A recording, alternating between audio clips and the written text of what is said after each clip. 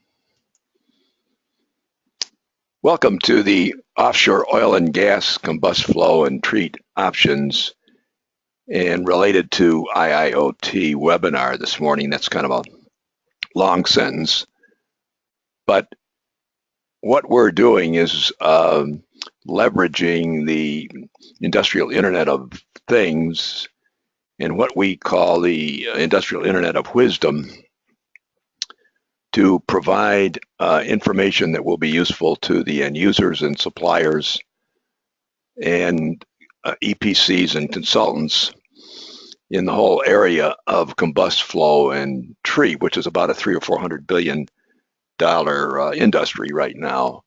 And the offshore oil and gas is on the cutting edge of that market because of some of the extreme conditions that have to be endured in that environment. So this webinar today is one of a long series of recorded webinars, which include the recent shale gas webinar just a few weeks ago, the one on refineries a week or two before that, and then we've had the monthly webinars, but one was just on the whole oil and gas technology and markets about a year ago.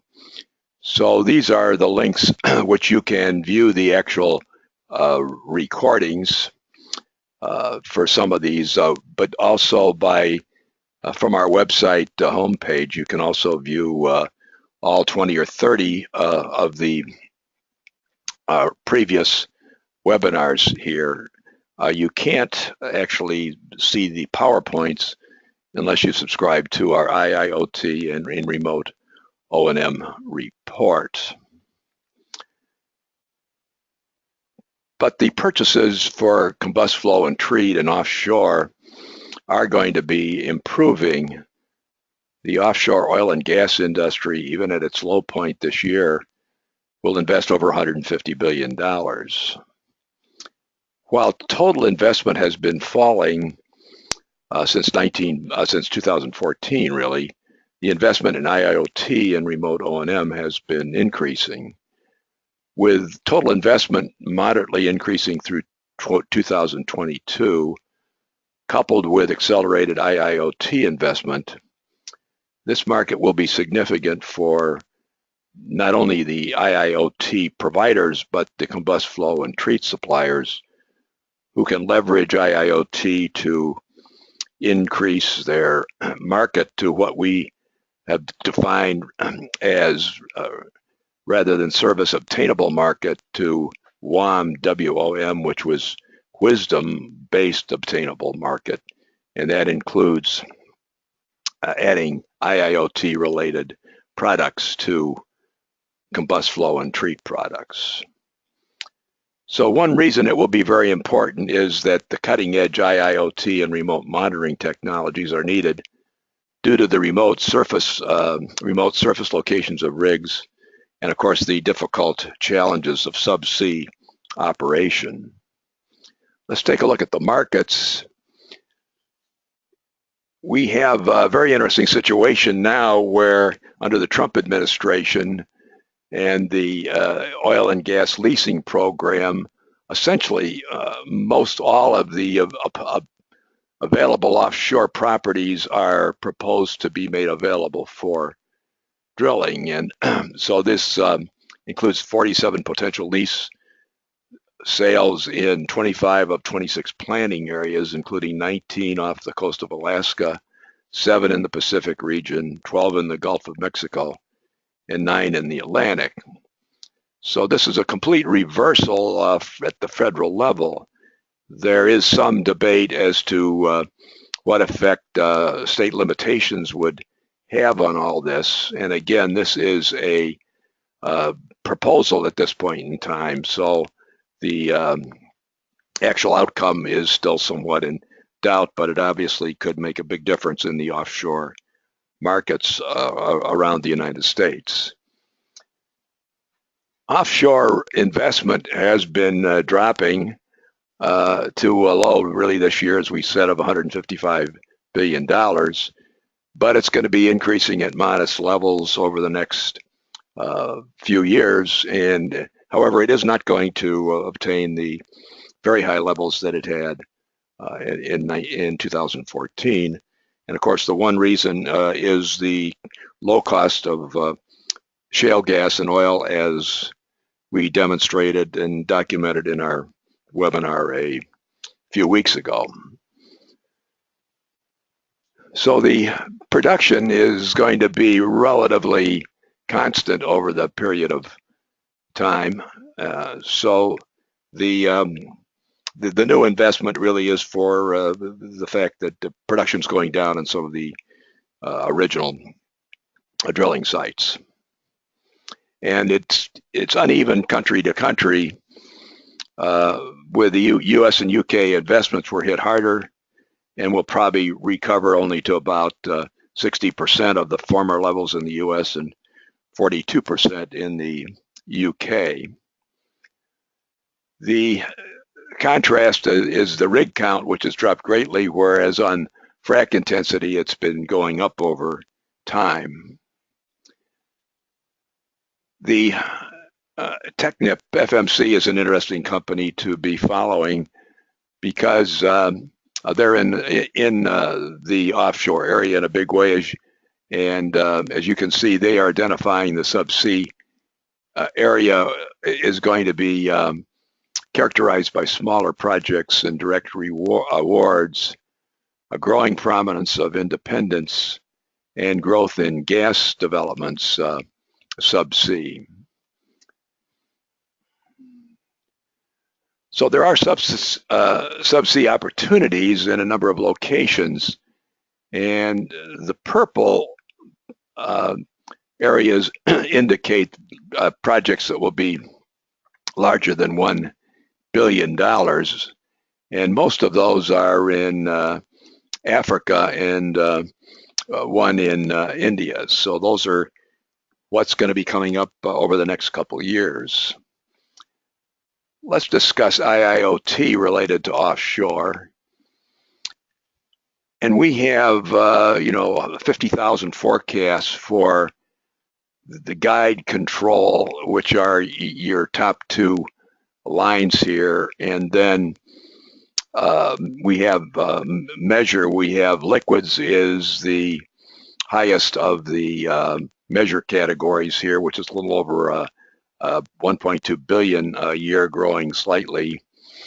And then the air and gases is the yellowish line here, which is just below it, and from around $1 billion in 2016 to about $1.2 billion in 2022 offshore. And then your free-flowing solids powders measurement is a relatively smaller market, as you can see here. But the control market is a substantial one with opportunities and the market exceeding $7 billion by 2022. And the guide market is also significant and will be above $3 billion.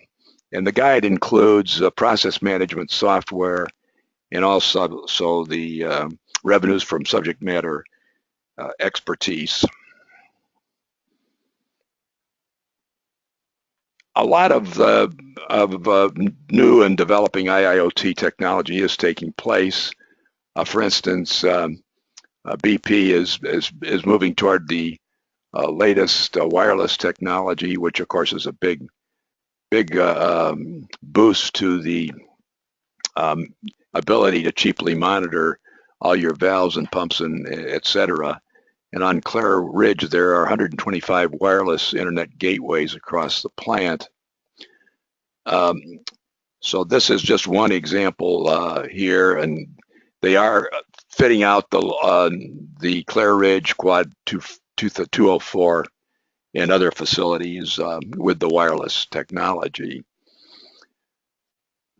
Honeywell is an active player in all this, and they do provide the software and controls, and they contend that there's a high ROI based on connecting people to assets, automating predictive analytics, and enabling increased collaboration.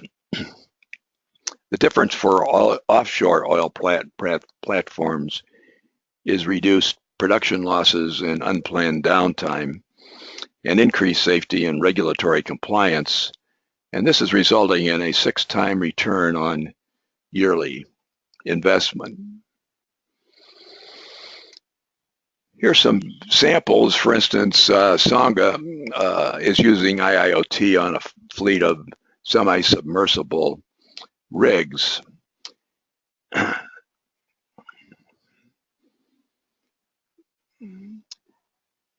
Songa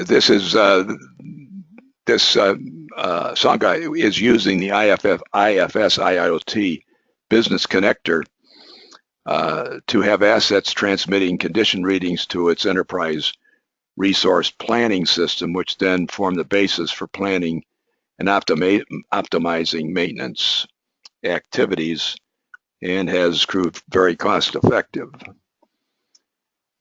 The pump manufacturers are taking the responsibility of developing what we would call the edge technology systems for their pumps.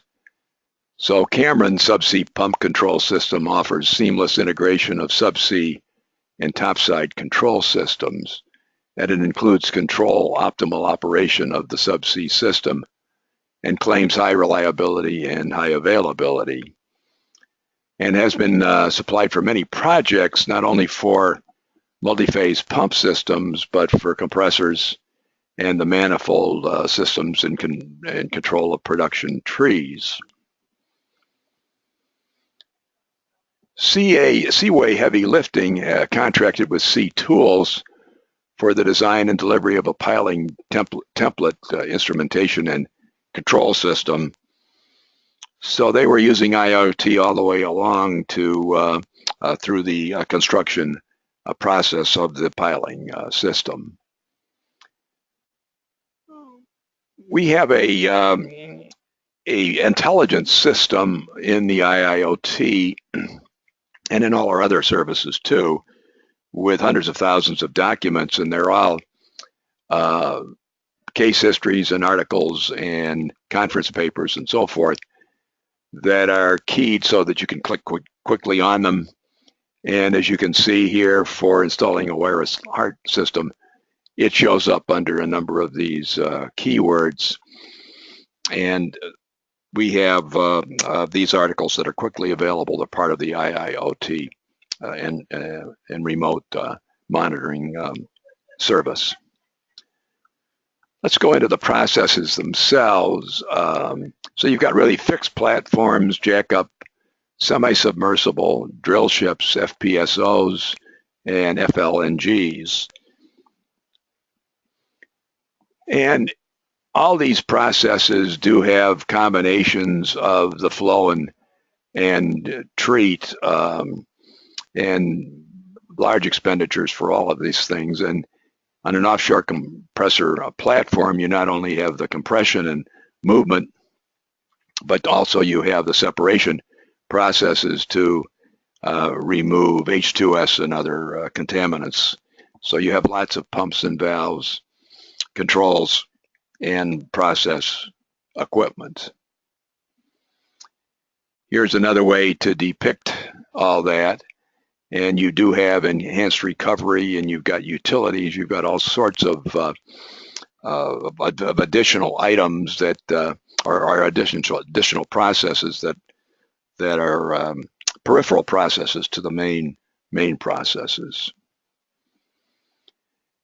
The removal of H2S is a big cost factor for those who are processing natural gas. So you do have absorbers, you do have pumps, and you do have all sorts of other equipment, including the use of steam that requires the combust flow and treat equipment. And this is the design of an amine unit in the ELF activated MDEA process. Honeywell has gas processing. They've got mercury removal. We did a study for Petronas where the mercury in the gas that they are extracting offshore is 40 times the average, and we were unable to find any alternatives to activated carbon for them. But later they developed, did research and came up with ionic liquids. So this would be something competitive to the UOP adsorbent solution for mercury. Dehydration is another need. And one of the, we're getting into a number of very specific decision guides. So for molecular sieve switching valves, there's been all sorts of problems, and we do have a decision guide on our website that shows the alternative options for molecular sieve switching valves. Acid gas removal can be done in a number of different ways and is an important part of the total process, and UOP has a proven portfolio which they've been a major player in all this for many, many years. You do have a lot of filtration of seawater, since that's your only available source of water. And here's an example by ProSep, which was awarded in this case 2 contracts for the supply of seawater filtration and mercury removal.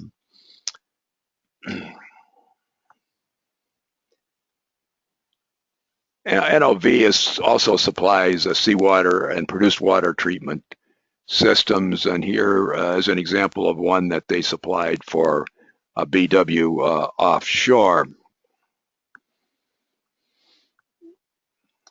Let's move on to the pumps. They're pumps for a lot of the peripheral applications and things like chemical injection. And Viking says that there are few environments that are more hazardous than an offshore oil platform. Safety is critical with no room for mistakes. A major oil company selected the Viking AP 676 compliant pumps for both process crude oil transfer and utility helicopter fuel, really, applications on oil platforms. So the pumps need to address temperature-related changes in liquid viscosity and provide uptime, which is critical since you're offshore. So this standard applies to their rotary positive displacement pumps, such as the internal gear pumps. And the company also supplies a number of other pumps for offshore. Danfoss provides axial piston pumps for subsea, and they are capable of performing where the pressures that you have up to that you get at 3,000 meters under the sea. And since these applications are characterized by limited space and harsh environment, you need the special pumps, and their axial piston technology does deliver the performance and reduces the pump size and weight to a minimum, which of course is a necessity in these types of situations. So Flowserve has a number of pumps for both the offshore floating platforms as well as the subsea multi-phase pumping systems. So they are supplying these for semi-submersible drilling rigs, FPSOs, drill ships, crane vessels, pipe lay vessels, and other offshore vessels. In terms of all the chemicals that need to be removed, here are some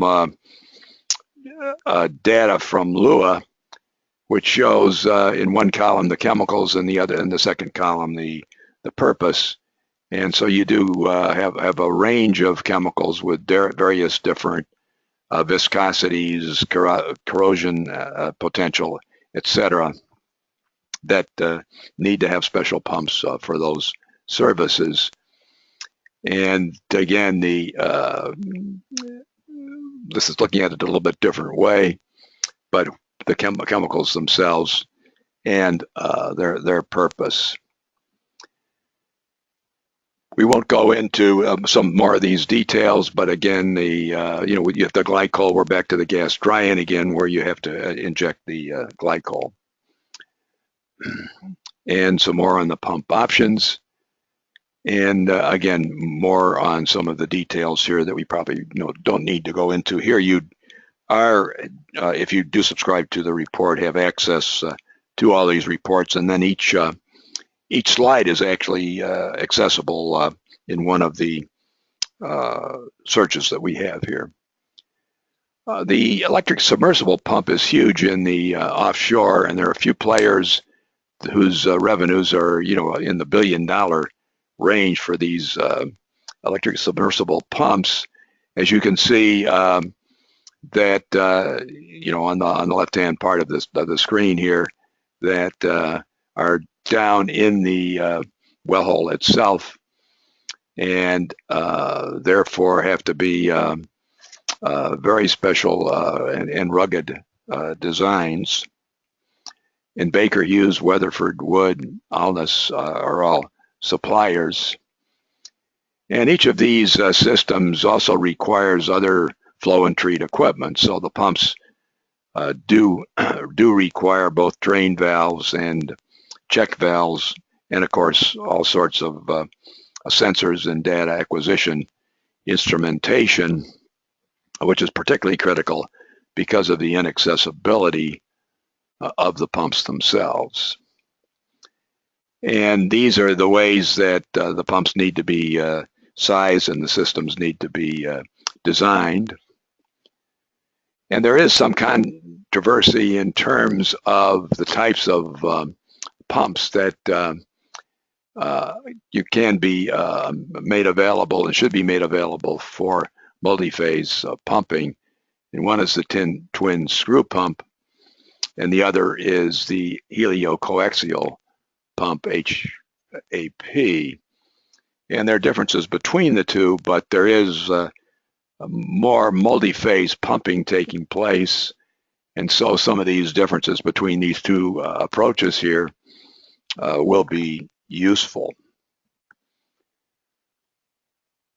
The multi-phase pumping can be chosen over the straight vanilla electric submersible pumps. And we did include this one evaluation for the Otter field and the feasibility of the multi-phase pumping, the advantages of that versus the ESP, the conclusion that the multi-phase pump technology is feasible and allows Otter to continue to produce beyond the failure of the existing ESPs. And so water injection availability is a prerequisite to longer term production and or development. Ruhr pumps for offshore include pumps, 610 API pumps, and 674 reciprocating pumps for the extraction and production for crude handling, heavy oil and upgrading. SAGAT would not be an offshore, it's steam-assisted gravity, which is an onshore Canadian development. And then, of course, the subsea water injection, water handling and treatment. And in one example, they commissioned a seawater lift pump in a floating production storage offloading FPSO vessel. And the package consists of 3 main pumps and 1 seawater lift pump. Technip acquired FMC and is a major supplier of a number of the products and systems in subsea, and of course with the acquisition of the FMC has a big subsea pump position. So it's interesting to see their view of things, and so they have strong financial performance. They are involved with several of these, the Yamal LNG and Prelude FLNG, and several of subsea projects, as you can see here. And they have had an increase in subsea orders. So it's 5.1 billion in 2017, which is up 27%. So they are rebounding certainly in this marketplace. And you can see for them the amount of subsea business which that they are doing compared to the onshore, which is somewhat less. And then for surface technologies, they're not really a major player.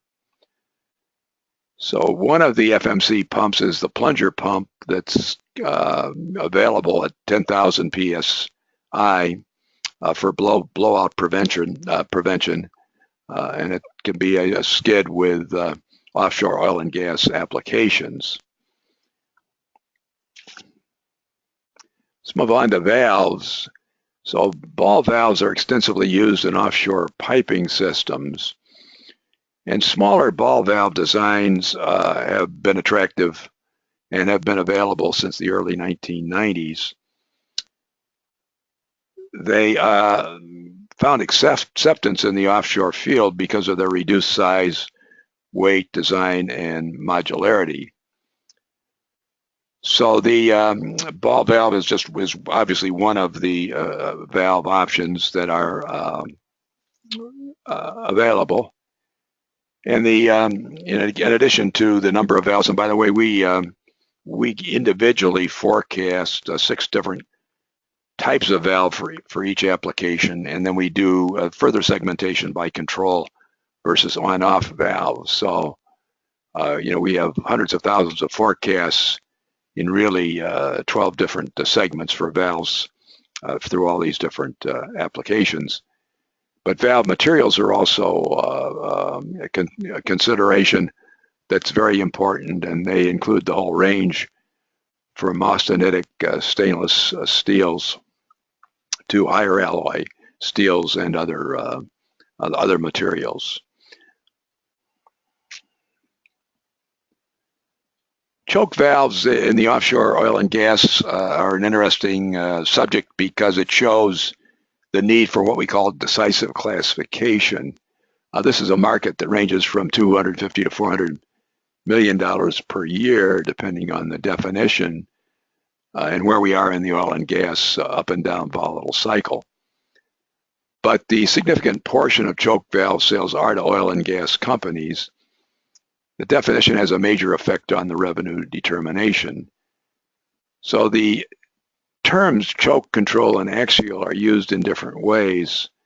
With some definitions, the market's much larger than with others. Here are some ways the term is defined. Flow path. Angle, most important. If it's axial, it is control. If it is angle, it is choke. Trim. If one type of trim is used, it is most suitable for choke. If another, it is for control. Location. If it is extraction, it is choke. If it is other applications, it is control. Valve type. For some valve suppliers, choke is just one of a number of applications and not a type of valve. So we've tried to straighten all this out with a decision guide on choke valves, and that is free of charge, and you can see the choke valve decision guide link here, but it's also on our website.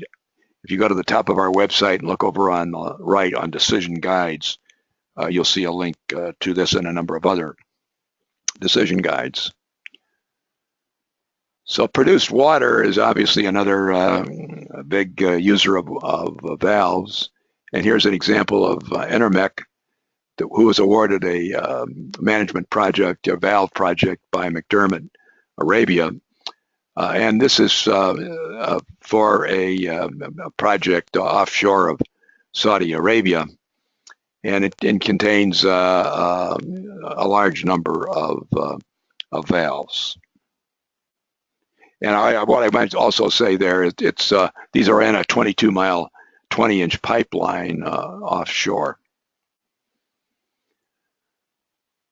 There are a lot of non-ferrous valves that are used, and Shipham is focuses on these non-ferrous valves, and they are used extensively in the hull and topside structures in fire protection, ballast control, cooling process, and other critical systems. Flotech provides repair for offshore valves, and they repair all types of different valves, as you can see here. And they do provide maintenance and operator training, and do have their own foundry with specialty valves, boilers, parts, and fittings. So that ends really our coverage today. I would suggest that you take a look at our website at McIlvainecompany.com at our IIoT report, and also a number of the news releases that we have recently published on how the Industrial Internet of Wisdom is going to empower IIoT. And the Industrial Internet of Wisdom is the interconnection of people and knowledge. And we have undertaken demonstrations of this. We've been doing it for years in coal-fired boilers. We started doing this a few years ago in gas turbines. This year we've gone far beyond that, and we've opened up decision systems for refineries, municipal wastewater plants, and other areas. So I would thank you for spending the time this morning, and invite you to listen to our municipal wastewater decisions webinar, which will be coming up just 1 month from today. So thank you again, and this is Bob McIlvaine signing off for today.